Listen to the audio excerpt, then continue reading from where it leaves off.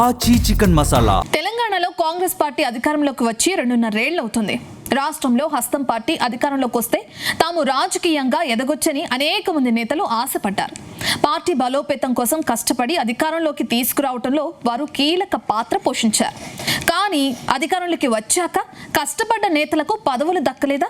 దాంతో ఎమ్మెల్యేలు, మంత్రుల తీరుపై కాంగ్రెస్ ద్వితీయ శ్రేణి నాయకత్వం తీవ్ర అసంతృప్తి వ్యక్తం చేస్తుందా? ఇందుకే ఏ జిల్లాలో ఈ పరిస్థితి ఉంది? ఈ స్టోరీలో చూసేద్దాం.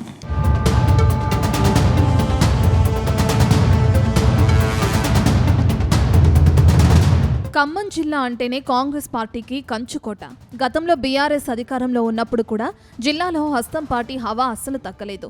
కరుడుగట్టిన కాంగ్రెస్ నాయకత్వం, శ్రేణులు ఉండటంతోనే జిల్లాలో కాంగ్రెస్ తిరుగులేని శక్తిగా ఎదిగింది. తెలంగాణ వచ్చిన తర్వాత మొదటిసారి కాంగ్రెస్ అధికారంలోకి వచ్చింది. దాంతో అప్పటి వరకు పార్టీని అంటిపెట్టుకుని ఉన్న కాంగ్రెస్ ద్వితీయ శ్రేణి నాయకత్వం ఎన్నో ఆశలు పెట్టుకుంది. పార్టీ పదవులు, నామినేట్ పదవులు వస్తాయని నేతలు ధీమాతో ఉన్నారు. అయితే అధికారంలోకి వచ్చాక సీన్ రివర్స్ అయింది. ఆయా పార్టీల నుంచి కాంగ్రెస్లోకి భారీగా వలసలు పెరిగాయి. అప్పుడు కీలక నేతల చేరికతో కాంగ్రెస్లో హౌస్ఫుల్ అయింది. దీంతో పదవుల సర్దుబాటు నేతలకు తలనొప్పిగా మారిందనే టాక్ నడుస్తుంది. అటు మంత్రులు తుమ్మల, పొంగులేటి, బట్టి విక్రమార్క ముఖ్య నేతలకు మాత్రమే పదవులు వచ్చాయి. ద్వితీయ శ్రేణి నాయకత్వానికి మాత్రం పదవులు దక్కలేదనే ఆరోపణలు వినిపిస్తున్నాయి. చూస్తుండగానే 2.5 ఏళ్ల కాలం పూర్తయింది. మిగిలిన కాలంలో అయినా పదవులు వస్తాయో అని నేతలు ఆశతో ఎదురుచూస్తున్నారు.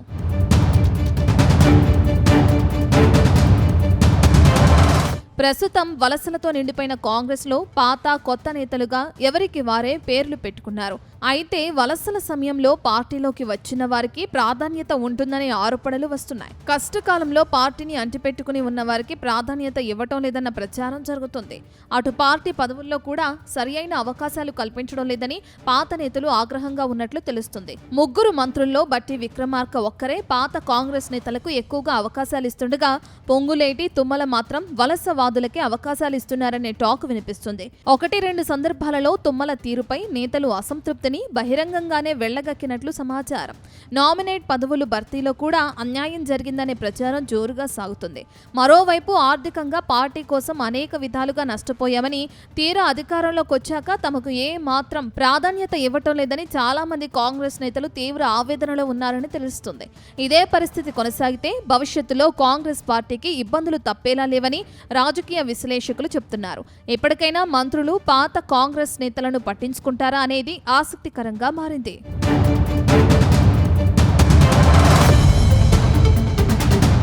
ఇక రాష్ట్రంలో కాంగ్రెస్ పార్టీ అధికారంలోకి రాగానే పార్టీ పదవులు, నామినేటెడ్ పోస్టులు కట్టబెడతామని హామీ ఇచ్చారు. అయితే కాంగ్రెస్ నేతలు ఊహించినట్టుగానే కాంగ్రెస్ పార్టీ అధికారంలోకి రావడంతో తమకు పదవులు వచ్చినట్టేనని ఆశపడ్డారు. కానీ ప్రస్తుతం ఖమ్మం జిల్లాలో ఇలాంటి పరిస్థితులు ఏమీ కనిపించడం లేదట.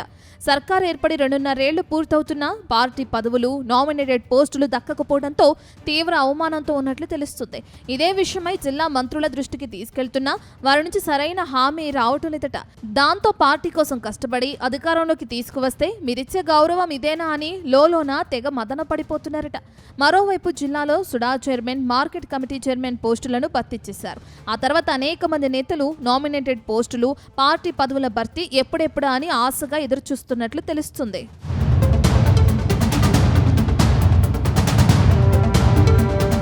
ఏదేమైనా పార్టీ కోసం కష్టపడిన నేతలకు మాత్రం పదవులు ఇవ్వాలని మంత్రులు, ఎమ్మెల్యేలను బహిరంగంగానే క్యాడర్ కోరుతున్నట్లు తెలుస్తుంది.